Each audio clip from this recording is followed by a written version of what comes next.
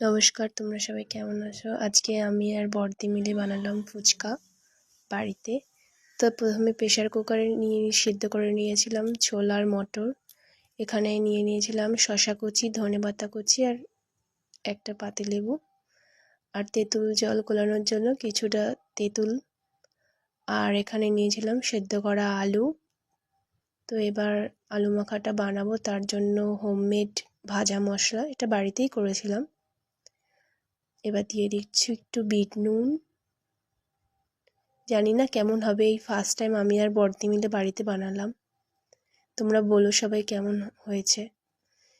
লঙ্কা কুচি দিইনি, কাঁচা লঙ্কা কুচি বা শুকনো লঙ্কা ইউজ করিনি, তার জন্য এখানে বানালাম।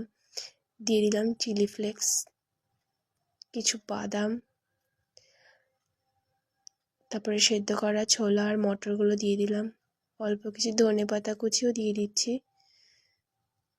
গন্ধটা সুন্দর আসবে। জানি না কেমন হবে, এই প্রথমই বানালাম। তোমরা বলো সবাই কেমন হয়েছে। তারপরে দিয়ে দিলাম শসা কুচি।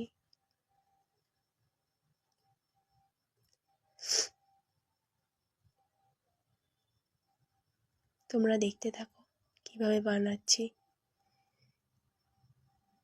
তোমরা অবশ্যই কমেন্ট করে বলো কেমন হয়েছে। এবার দিয়ে দিলাম একটু গন্ধরাজ লেবু পাতা ছিঁড়ে দিয়ে দিলাম কয়েক টুকরো। এখানে দিয়ে দিলাম চাট মশলা। আমাদের কাছে গন্ধরাজ লেবু ছিল না, তাই পাতিলেবুই দিয়েছি।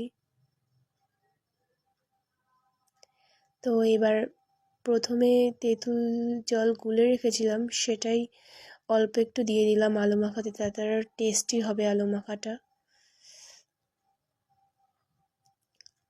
তো এবার দেখো ফাইনালি এবার আলু মাখাটা মাখবো।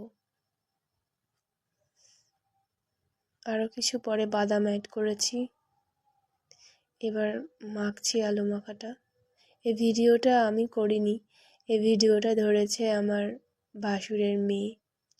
ও একদমই ছোট, তাও কি সুন্দর ভিডিওটা করে দিয়েছে আমাকে।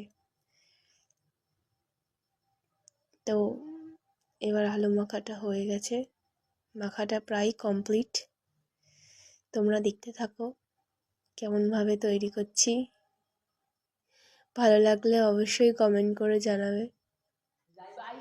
এই যে রেডি হয়ে গেছে আলু মাখা। এবার তেঁতুল জলটা করে নেওয়ার জন্য প্রথমে আমি দিচ্ছি একটু হোমমেড মশলা, ভাজা মশলা, একটু চাট মশলা আর কয়েক টুকরো গন্ধরাজ লেবু পাতা দিয়েছি আর একটু চিলি ফ্লেক্স দিয়েছি। এবার ফুচকাগুলো ভেজে নিলাম, পুরোটা দেখাতে পারলাম না। এই যে রেডি হয়ে গেল আমাদের ফুচকা, ফাইনাল টাচ। এই দেখো সবাই মিলে ফুচকা খাচ্ছি। তোমরা অবশ্যই বলো কেমন হয়েছে ভিডিওটা। আর